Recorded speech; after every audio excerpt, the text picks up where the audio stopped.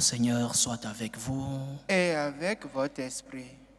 De Jésus-Christ selon saint Matthieu. Gloire à toi, Seigneur.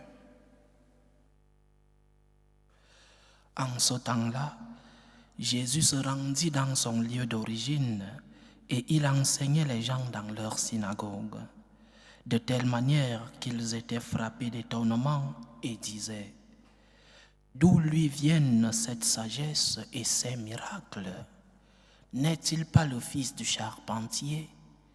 Sa mère ne s'appelle-t-elle pas Marie et ses frères Jacques, Joseph, Simon et Jude? Et ses sœurs ne sont-elles pas toutes chez nous? Alors, d'où lui vient tout cela? Et ils étaient profondément choqués à son sujet. Jésus leur dit: un prophète n'est méprisé que dans son pays et dans sa propre maison. Et il ne fit pas beaucoup de miracles à cet endroit-là à cause de leur manque de foi. Acclamons la parole de Dieu. Louange à toi, Seigneur Jésus. Chers frères et sœurs, la première lecture d'aujourd'hui, Saint Paul aux Colossiens parle du travail. Quel que soit votre travail, faites-le de bon cœur, comme pour le Seigneur, et non pour plaire à des hommes. Quel que soit votre travail, faites-le de bon cœur. C'est un jour consacré pour nous les catholiques, non pas pour glorifier le travail, parce qu'aujourd'hui, nous verrons de tout. Nous verrons des marches, nous verrons des défilés, oui, la fête. Mais pour le catholique, ce n'est pas un jour de glorification du travail. Mais c'est un jour où le Seigneur nous rappelle que nous pouvons être saints par le travail. Nous pouvons atteindre la félicité par le travail. Parce que pour le catholique, pour le chrétien, félicité et sainteté sont synonymes. C'est-à-dire que la sainteté ne consiste pas seulement à faire des choses d'héroïques de temps en temps, mais à mettre de l'amour dans toutes choses que nous faisons, y compris les choses les plus routinières que nous faisons tous les jours. Nous avons tous une vocation à la sainteté. Nous avons été baptisés et le Seigneur nous a dit: soyez saints, soyez parfaits, comme votre Père céleste est parfait. Alors, cette vocation à la sainteté est universelle. La sainteté n'est pas réservée à certaines personnes, aux religieux, aux religieuses des monastères ou aux prêtres, les évêques, le pape. Non. La vocation à la sainteté est universelle. Cette vocation s'adresse à nous tous. Nous avons tous la vocation à la sainteté. Et cette vocation doit être réalisée par chacun de nous à sa place et avec ses propres circonstances. Saint François de Sales disait déjà dans son magnifique ouvrage « Initiation à la vie dévote » qu'on ne pouvait pas demander à un évêque d'être aussi insouciant des choses du monde qu'à un frère capucin. En d'autres termes, dans chaque vocation, il y a un chemin spécifique.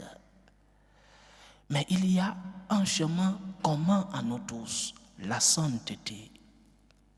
Mais les chemins diffèrent, chacun selon ses circonstances. Mais en général, la sainteté consiste en l'amour. Je suis saint quand j'aime, quand je fais le bien, quand je fais la volonté de Dieu. La sainteté consiste à aimer. Celui qui aime le plus est le plus saint. Par conséquent, quand je fais le bien, je suis en train de faire la volonté de Dieu et je suis en train de réaliser ma vocation à la sainteté.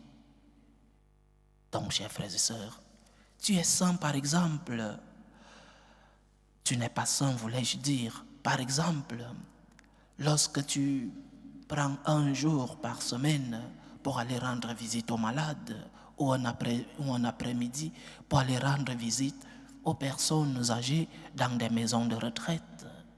Ce n'est pas en cela que consiste la sainteté, parce que la sainteté est quotidienne. La sainteté, c'est à chaque moment de notre vie. Oui, le Seigneur nous demande d'aller rendre visite aux malades, d'aller donner un morceau de pain à ceux qui ont faim.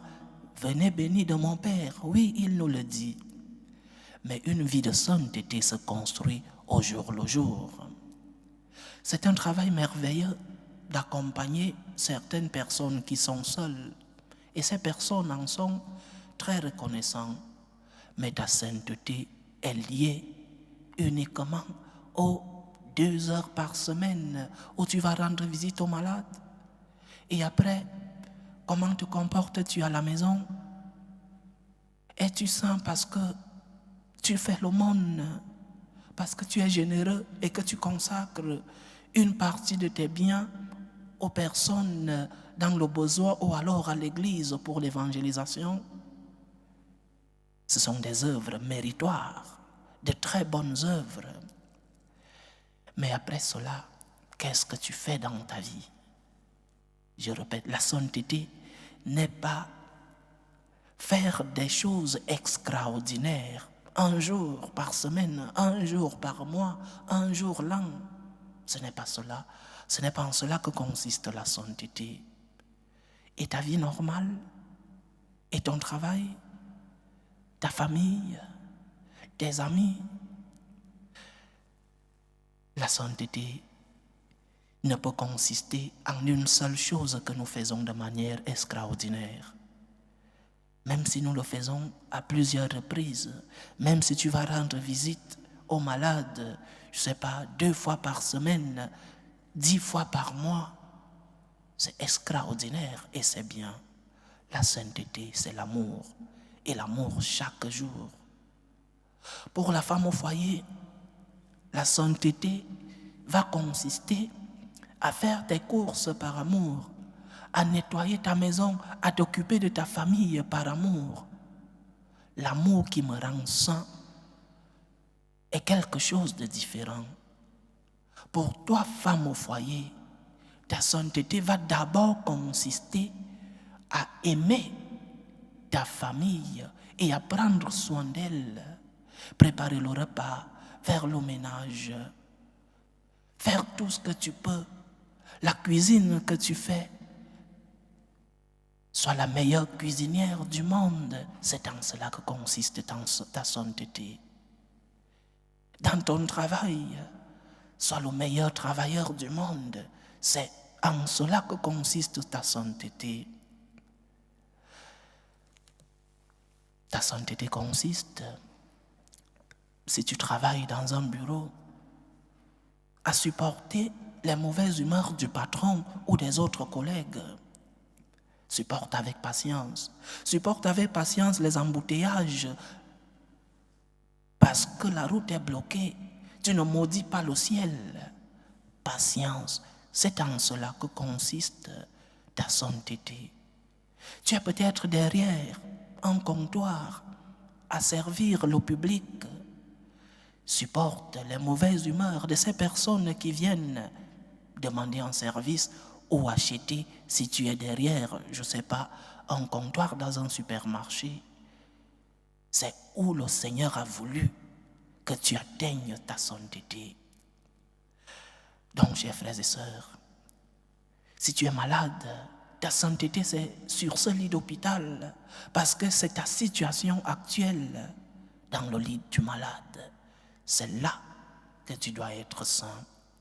Ce que nous devons apprendre aujourd'hui, chers frères et sœurs, c'est faire tout par amour. Fais tout par amour. Sois patient. Accepte les désagréments de ton travail. Les désagréments parfois très grands de la vie commune. accepte ces désagréments. Fais tout par amour. Mets de l'amour dans ce que tu fais. Dans tout ce que tu fais, mets de l'amour et tu découvriras. Peut-être à ta grande surprise, tu découvriras qu'en mettant de l'amour dans tout ce que tu fais, tu es devenu un saint. Car tu ne cherches pas à être saint, tu cherches à faire la volonté de Dieu. Tu cherches à faire ce que Dieu veut de toi dans ta circonstance et au moment précis. Être saint ne signifie pas faire des choses extraordinaires.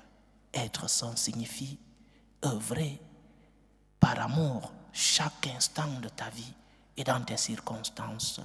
Que le Seigneur, qui nous demande d'être saints, nous donne la force de pouvoir l'imiter. Parce qu'en imitant l'amour de notre Seigneur, nous pourrons atteindre la félicité. La félicité ici sur la terre, la sainteté ici sur la terre. Et nous pouvons être avec lui lorsque notre heure arrivera. Lorsque l'heure de notre mort arrivera, il pourra nous dire, viens béni de mon Père, parce que j'ai eu faim et tu m'as aimé. Viens béni de mon Père, parce que j'ai eu soif et tu m'as aidé. Viens béni de mon Père, parce que tu as mis de l'amour dans ton travail. Loué soit Jésus-Christ. À jamais.